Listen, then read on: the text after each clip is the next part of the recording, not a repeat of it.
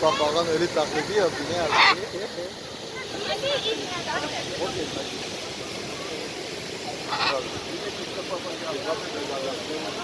Valla alır kırar.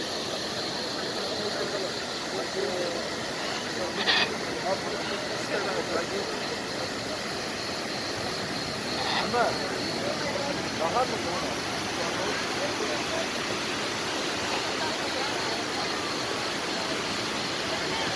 Sallallahu aleyhi ve sellem.